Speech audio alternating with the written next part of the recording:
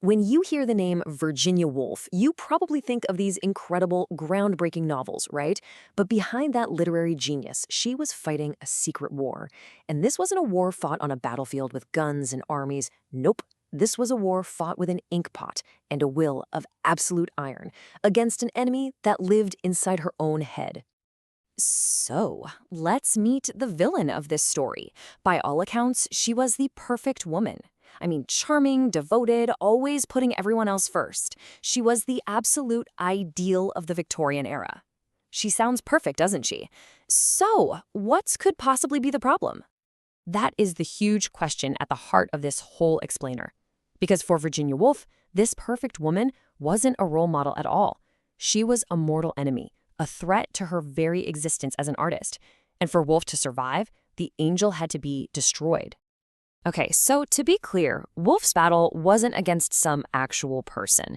It was a fight against a phantom, a ghost, a ghostly idea that had haunted women for generations, always whispering in their ear that their own ambitions, their own truths, well, they just didn't matter as much. All right, so let's pull the mask off this phantom.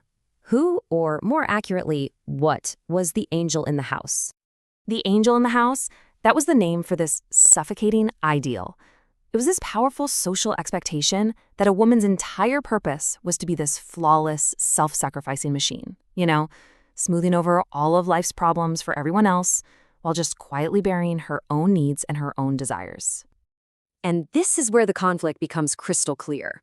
Look at this. The angel has to be sympathetic, right? But a writer has to be honest, even if the truth makes people uncomfortable.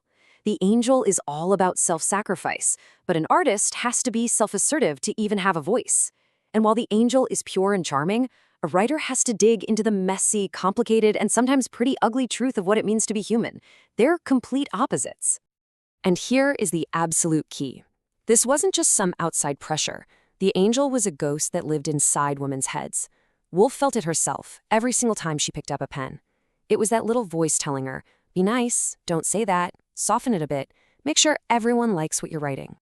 So, facing this internal censor, Woolf realized she had a choice, and it was a really stark one. Either she silences herself, or she silences the angel. She chose to fight back, and the way she described it, well, it was a matter of life and death. This quote, wow, it says everything. For Woolf, this was a fight for her life. Not her physical life, but her creative soul. If that angel's voice had won, her own voice, the writer's voice, would have simply died.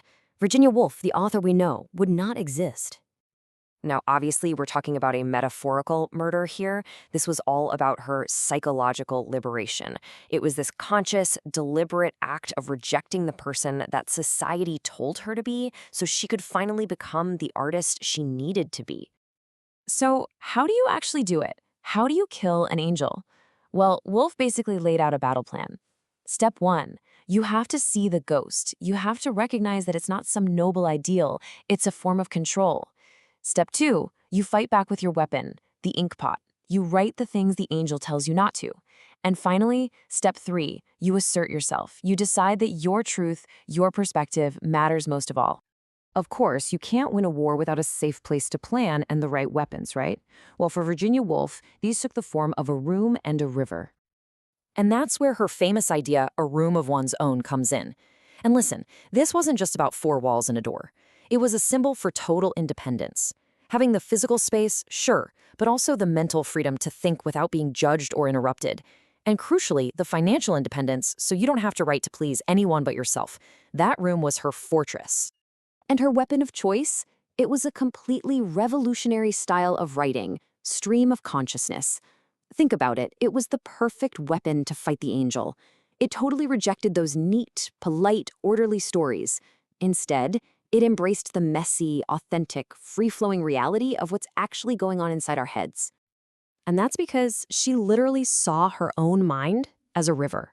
So this writing style, it wasn't just some clever literary trick.